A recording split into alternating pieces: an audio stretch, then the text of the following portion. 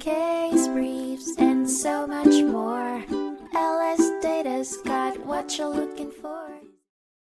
A 1979 case, in re multi-piece RIM products liability litigation, highlighted the benefits of coordinated pretrial proceedings in cases involving common factual issues.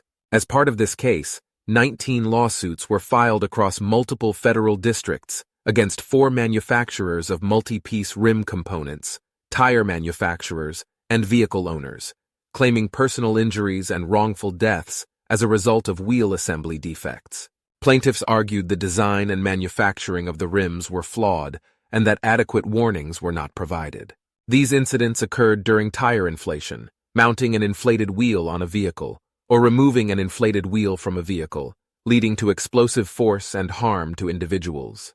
In one case, the rim assembly separated during vehicle operation, causing a deadly collision. The court needed to decide whether to transfer the cases to a single district for coordinated pretrial proceedings, and if so, which district was most suited. Ultimately, the remaining actions in Schedule A were transferred to the Western District of Missouri for coordinated pretrial proceedings.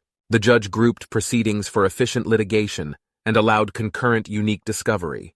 The transferee judge determined separation and remand, with completed common discovery applied to all actions. The final decision promoted coordination and efficiency in resolving such cases with similar issues. Case briefs, and so much more. LSData's got what you're looking for. Visit lsd.law, elevate your mind. Leave the stress of class.